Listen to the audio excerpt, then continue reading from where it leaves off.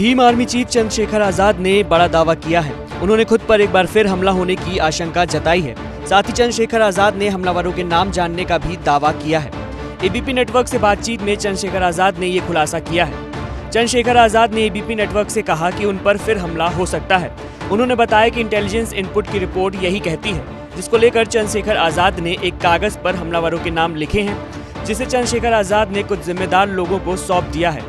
चंद्रशेखर आजाद ने यह भी कहा है कि अगर मुझ पर हमला हुआ तो सभी के नाम सामने आ जाएंगे। आप अगर पता करो, इंटेलिजेंस के पास अभी भी इनपुट है कि मेरे पास दोबारा से हमला हो सकता है, और सुरक्षा व्यवस्था क्या सरकार ने की, इस बात को आप उत्तर प्रदेश सरकार से पूछे तो बहुत अच्छा जवाब होगा। हमला हो सकता है आपके ऊपर, ये कैसे कह रहे हैं? जो है नहीं, मैंने दिए अपने यहाँ के अधिकारियों को। मैंने बाकायदा एप्लीकेशन करके दिए हैं और मैंने उनको इनपुट्स दिए हैं कि इस तरह की वो है। बेसिक आज आप नोटिस कर लो कि कभी भी उसी तरह का दोबारा हमला भी जो है मेरे ऊपर हो सकता है। और मैं आपको बिल्कुल स्पष्ट तौर पर कह रहा हूँ कि मैंने कागज लिख के दे दिया है। किसको दिया है आपने कागज? बहुत अपने जिम्मेदार लोगों को। जैसा कि जैसे मुझे कुछ होगा वो कागज बाहर आ जाएगा और वो कागज बताएगा कि इस हमले में कौन कौन लोग शामिल हैं। चंद्रशेखर आजाद ने बताया कि उन्हें पता है कि उन पर हमला कौन कर सकता है, जिसको लेकर उन्होंने पिस्टल का लाइसेंस भी अप्लाई किया हुआ है, लेकिन वो पेंडिंग पड़ा है।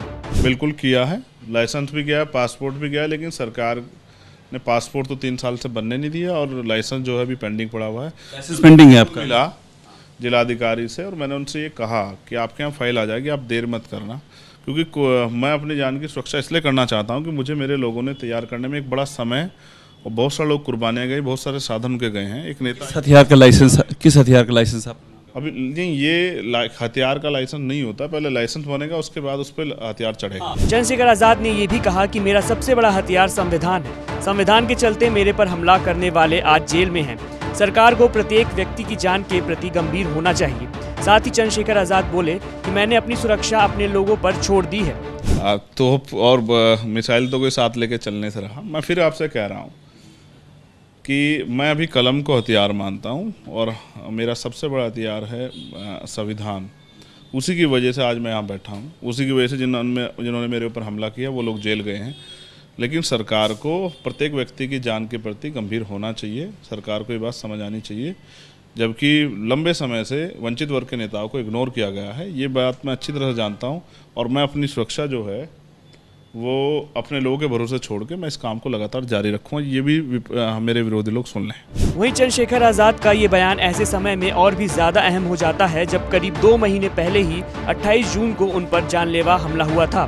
चंद्रशेखर जब अपने समर्थकों के साथ सहारनपुर के देवबंद से जा रहे थे, तभी उन पर कार सवार बदमाशों ने गोलियां बरसा दी थी। हमले के बाद से ही चंद्रशेखर के समर्थक उनकी सुरक्षा बढ़ाए जाने की मांग कर रहे हैं, लेकिन अभी तक चंद्रशेखर आजाद की सुरक्षा पर कोई फैसला नहीं हुआ है।